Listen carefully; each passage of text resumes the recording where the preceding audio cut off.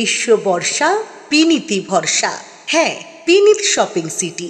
নমস্কার, আপনারা দেখছেন হুগলি আপডেট। আপনাদের সঙ্গে আমি উষা। আসছে খবরে, হুগলির বিজেপির ডাকে জেলা শাসক দপ্তর অভিযান ঘিরে হুগলি চুঁচুড়ার ঘড়ির মোড়ে ধুন্ধুমার কাণ্ড। চাকরির দুর্নীতি ও হিন্দু হত্যার প্রতিবাদে হুগলি বিজেপির ডাকে জেলা শাসক অফিস অভিযান ঘিরে ধুন্ধুমার সদর শহর চুঁচুড়া ঘড়ির মোড়। সকাল থেকেই ঘড়ির মোড় চত্বর তুনসান, দোকানপাট বন্ধ, পুলিশের 3টি ব্যারিকেড, দমকল, ডিএসপি পদমর্যাদার পুলিশ। কোনো মতেই বিজেপি নেতা কর্মীদের জেলা শাসক দপ্তরে যেতে দেয়া হবে না। প্রখর রোদ উপেক্ষা করে পুলিশ কর্মীরা দাঁড়িয়ে। নির্ধারিত সময় 1 ঘন্টা বাদে বিজেপি নেতা কর্মীরা হুগলি পিপুলপাতির মোড় থেকে মিছিল করে এগিয়ে আসেন। পুলিশ বাঁশের ও লোহার ব্যারিকেড করে আটকে দিলে বিজেপি কর্মীদের ধাক্কায় 2টি ব্যারিকেড ভেঙে পড়ে। ছোট মঞ্চ করে বক্তব্য রাখেন বিজেপি নেতৃত্ব। মঞ্চে ছিলেন বিজেপি রাজ্য সভাপতি সুকান্ত মজুমদার এবং জেলা সভাপতি গৌতম চ্যাটার্জি, স্বরাজ ঘোষ, তুষার মজুমদার, স্বপন পাল, দীপাঞ্জন গুহ সহ অন্যান্যরা।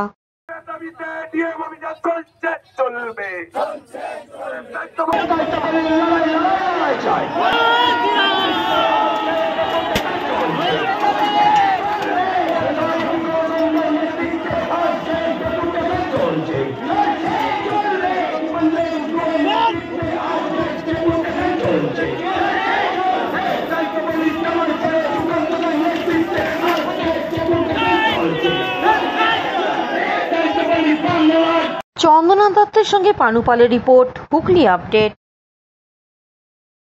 হাওড়া ডোমজুড়ে রাসায়নিক কারখানায় বিধ্বংসী আগুন, এখনো পর্যন্ত ক্ষয়ক্ষতির পরিমাণ জানা যায়নি। হাওড়া ডোমজুড়ে রাসায়নিক কারখানায় বিধ্বংসী আগুন। সারা রাত আগুন জ্বলে, আকাশে কালো ধোঁয়ায় ঢেকে যায়। দমকলের 4টি ইঞ্জিন আগুন নিয়ন্ত্রণে আনে। এখনো পর্যন্ত ক্ষয়ক্ষতির পরিমাণ জানা যায়নি। হাওড়া থেকে কৌশিক ঘোষের রিপোর্ট, হুগলি আপডেট।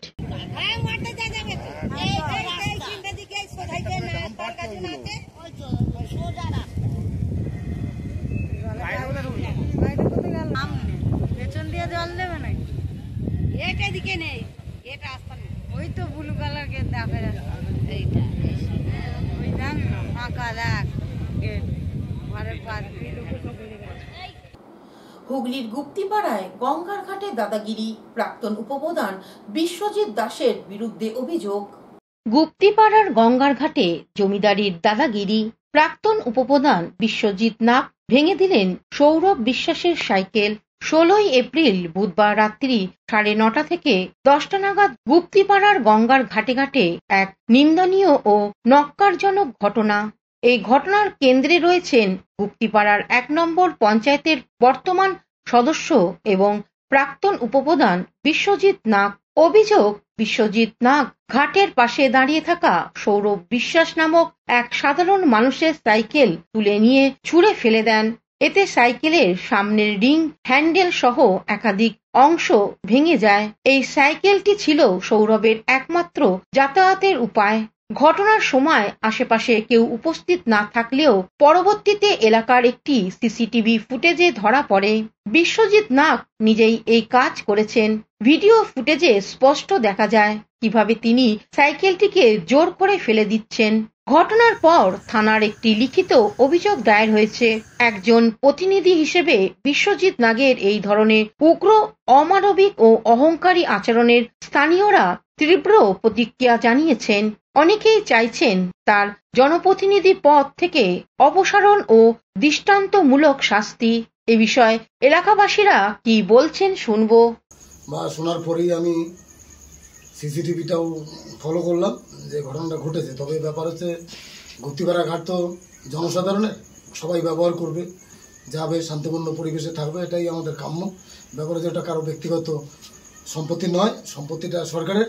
সুতরাং অধিকার সরকার যেমন আছে তেমনি জনসাধারণের ব্যবহারের জন্য ঘাট, এটা জনসাধারণ ব্যবহার করবে, এটাই কাম্য। তবে বিশ্বজিৎ নাগকে দেখলাম যে যেভাবে সাইকেলটাকে উনি তুলে আছাড় মারলেন, আমি বলবো এর বিরুদ্ধে আইনানুগ ব্যবস্থা নেওয়াই উচিত। তার কারণ হচ্ছে গুপ্তিপাড়া পঞ্চায়েত এমন কোনো আইন করে দেয়নি এখনো পর্যন্ত যে তারা বসেনি যে কেউ এখানে ব্যবহার করবে না, কেউ এখানে সাইকেল রাখবে না, কেউ এখানে আসবে না। এটা হয় না। যদি উনি করে দেখেন এটা অন্যায় কাজ, ওনাকে অন্তত বুঝিয়ে বলা উচিত ছিল যে অন্তত সাইকেলটা ভাই এখানে রাখিস না, এখান থেকে একটু সরিয়ে দে। এটা আমার বলা উচিত ছিল বলে আমরা মনে করি পঞ্চায়েতের জায়গায় দাঁড়িয়ে। তবে ব্যাপারে যেভাবে ভাড়াটা গর্বিত অন্যায় কাজ করেছে। আমার নাম সৌরভ বিশ্বাস। আমি বুধবার দিন সন্ধ্যাবেলা ইউটিউব ভিডিও করার জন্য গঙ্গার ঘাটে যাই। তো গঙ্গার ঘাটে রেলিংয়ের পাশে আমার সাইকেলটা রাখা ছিল। আমি 2 ঘন্টা পরে এসে দেখি যে আমার সাইকেলটা ভাঙা অবস্থায় পড়ে আছে। তো তখন কাউকে দেখতে পাইনি। তো সিসিটিভির মাধ্যমে দেখা যায় যে ওই পঞ্চায়েত সদস্য বিশ্বজিৎ নাগদা আমার সাইকেলটা ইচ্ছাকৃতভাবে জোর জবরদস্তি মানে সাইকেলটা আছাড় মেরে ভেঙেছে। তো তারপর আমি পুলিশের কাছে যাই, পুলিশ বলেছে সুব্যবস্থা নেওয়া হবে। ছেলে ওইখানে ভিডিও করতে চলে গেছে, সেই সাইকেল বিশ্বজিৎ ভেঙেছে। তার মধ্যে আসতে পারছিল না, চেঁচিয়ে চেঁচিয়ে ছেলে নিয়ে এসছে সাইকেলটা। নামটা অত বলা যায় না, ওনার বড় সম্মান দিতে হয়, ঠিক আছে, বড় সম্মান দিতে হয়। কিন্তু এরকম করলে আমাদের এটা নিয়ে আবার কাজে কর্জে যায়। একটাই সাইকেল, আর সাইকেলও নেই, কি করে কাজে যায়? কাজে যাওয়া তো বন্ধ হয়ে গেল। কৌশিক ঘোষের report, Hooghly update.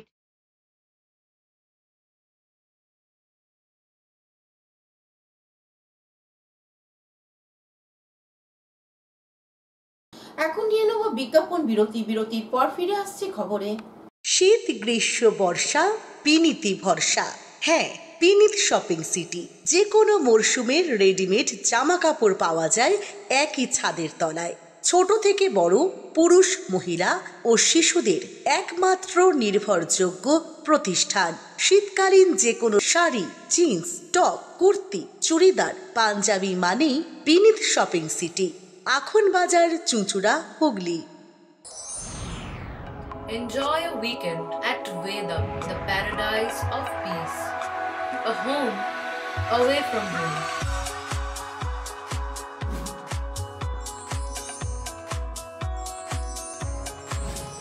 See yourself resonating with the nature. Vedam welcomes you to create your best memories. Amala nursing home. Potshati, your ultimate destination for weekend leisure. Marriage, conference, shooting and get together all are in one roof. Yes, think about Potshati, Hugli. বিরতির পর ফিরে এলাম খবরে। হুগলির হরিপালে চোলাই প্রায়াস বোঝাই গাড়ি আটক করল পুলিশ। হুগলির হরিপালে চোরাই ফাইয়স বোঝাই গাড়ি আটক। গত 21শে এপ্রিল বিকেল প্রায় 4টে নাগাদ হুগলি হরিপাল থানার mobile duty officer Biswajit Nandi Haripal থানার অন্তর্গত নারিকুল বটতলার কাছে একটি ছাই বোঝাই গাড়ি আটক করেন। এই গাড়ির বৈধ কাগজপত্র চাওয়াতে গাড়ির চালক কোনো কাগজপত্র দেখাতে পারেনি। ওই গাড়িটিতে করে চোলাই ফাইয়াস যাচ্ছিল। তখন মোবাইল ডিউটি অফিসার গাড়িটিকে আটক করে এবং গাড়িটি সিজ করেন। ড্রাইভার ও খালাসিকে গ্রেপ্তার করে হরিপাল থানায় আনেন। ধৃত ড্রাইভারের নাম শেখ মহরম ও খালাসির নাম রাতু বাগদি। দুজনার বাড়ি পূর্ব বর্ধমান থানার গোলসিতে বলে জানা গিয়েছে। হুগলি হরিপাল থেকে কৌশিক ঘোষের রিপোর্ট, হুগলি আপডেট। হুগলির উত্তরপাড়ায় এক সরকারি প্রাথমিক বিদ্যালয় বন্ধের ভুয়ো খবরে চাঞ্চল্য। আগুনের মতো ছড়ালো উত্তরপাড়ার এক সরকারি প্রাথমিক বিদ্যালয়ে বন্ধের ভুয়ো পোস্ট। উত্তরপাড়া থানার দ্বারস্থ হলেন সবুজ সাথী বিদ্যালয়ের প্রধান শিক্ষিকা। অভিযোগ, উত্তরপাড়ার একটি ফেসবুক গ্রুপে ওই স্কুলের বিরুদ্ধে ভুয়ো পোস্ট করে ছাত্রছাত্রীদের মধ্যে বিভ্রান্তি তৈরি করা হয়। গ্রুপ অ্যাডমিট গৌতম কুমার দাসের বিরুদ্ধে অভিযোগ দায়ের হয় উত্তরপাড়া থানায়। এই বিষয়ে উত্তরপাড়া ভাইস চেয়ারম্যান খোকন মণ্ডল ও এই গ্রুপ অ্যাডমিটের এই রকম ভুয়ো ফেক খবর রটানোর ঘটনা স্বীকার করে নেন। যদিও অভিযুক্ত গ্রুপ অ্যাডমিট অভিযোগ অস্বীকার করেন। ঘটনায় শাসক থেকে শুরু করে বিরোধী সরব রাজনৈতিক মহলে একটা বড় অংশ। আমি আপনার উত্তরপাড়া সবুজ সাথী প্রাথমিক বিদ্যালয়ের প্রধান শিক্ষিকা। গতকাল রাতে আমি জানতে পারি যে গৌতম কুমার দাস নামে একজন ভদ্রলোক উত্তরপাড়া আমাদের প্রিয় শহর এই নামে একটা ফেসবুক গ্রুপ থেকে একটা মন্তব্য আছে যে আমাদের উত্তরপাড়া সবুজ সাথী প্রাথমিক বিদ্যালয় বন্ধ হয়ে গেছে এবং কি কারণে, এবং এর পরিপ্রেক্ষিতে বিভিন্ন জনে বিভিন্ন রকম মন্তব্য শুরু করেন। এবার সেটা আমাদের পক্ষে খুব অসম্মানজনক। জানিয়ে রাখা ভালো যে গতকালকেই আমাদের স্কুলে পরীক্ষা ছিল এবং আগামীকালও আছে। আমার বিদ্যালয়ে 148 জন ছাত্রছাত্রী আছে এবং 8 জন শিক্ষক শিক্ষিকা আছি আমরা। তো এই রকম অবস্থায় ভুল তথ্য প্রচার করে একটা সরকারি বিদ্যালয় বন্ধ হয়ে গেছে, তার কি কারণ? এই রকম মন্তব্য করে লোকের মধ্যে বিভ্রান্তি সৃষ্টি করার জন্য আমি গৌতম কুমার দাসের বিরুদ্ধে ব্যবস্থা উপযুক্ত ব্যবস্থা যাতে নেওয়া হয় সেইটা আমরা আর্জি জানানোর জন্য আজকে আমি থানাতে এসেছি। কারণ আমরা এর আগেও জানিয়েছি যে উনি বিভিন্ন স্কুল এবং বিভিন্ন ধরনের জায়গা থেকে অনেক রকম ভুয়ো পোস্ট করেছেন, যেটা আমরা আজকে জানতে পারছি। এবং এটা কি কারণ, আমরা তো এটা বিভ্রান্তি হয়ে গেছে যে কি কারণে একটা প্রাইমারি স্কুলে নতুন একটা ছোট স্কুলকে কেন্দ্র করে উনি কেন রাজনীতি করতে চাইছেন, এই ব্যাপারটা আমরাও ঠিক বুঝতে পারছি। চাই যে উত্তরপাড়া আমাদের প্রিয় শহর, গ্রুপটা থাকলে হয়তো অনেক লোকের অনেক উপকার হতো, কিন্তু ওই গ্রুপে অ্যাডমিন গৌতম কুমার দাস যেহেতু ফেক নিউজ ছড়াচ্ছেন, মানে উনি অ্যাডমিন চালাতে ব্যর্থ, এই গ্রুপটা চালাতে ব্যর্থ। তাই আমার মনে হয় এই গ্রুপটাকে বন্ধ করে দিলে ভালো হয় বা ওনাকে এই পদ থেকে সরিয়ে দেওয়া ভালো। এটা শুনলাম তবে সবুজ সাথী স্কুল তো প্রায় 50 বছর তো হবে পুরনো, আমরা তো ছোটোবেলা থেকেই জেনে আসছি। উত্তরপাড়া লেভেল ক্রসিংটা পরেই স্কুলটার অবস্থান। স্কুলটা পুরোই চলছে, ঠিক আছে। এখন গৌতম কুমার দাস অ্যাডমিন যে উত্তরপাড়া আমাদের প্রিয় শহর, এখান থেকে একটা মন্তব্য বা পোস্ট একটা করেছে, যেখানে শুনলাম। একটা বিষয় হচ্ছে গৌতম কুমার দাস আমার ফোন করেছে, যেহেতু আমার ওয়ার্ডে থাকে, ঠিক আছে। ব্যাপারটা তো ইনফরমেশন তো আমাকে পুরো নিতে হবে। আপনাদের কাছ থেকে যেটা পেলাম যে ওই ভদ্রমহিলার প্রধান শিক্ষিকা তার যে বক্তব্যটা তুলে ধরলো বর্তমান পরিস্থিতি স্কুলে, সেই জায়গা থেকে আমি বলবো যে প্রশাসন আছে, প্রশাসন সঠিকভাবে এটা ব্যবস্থা নিক, বিচার করে। উত্তরপাড়া প্রিয় শহর আরও মেম্বার যারা আছে তাদেরকেও আমি বলবো যে অবশ্যই এই জিনিসটা যে অন্যায় হয়েছে এটা অবশ্যই দেখা উচিত। এটা তীব্র নিন্দা করছি।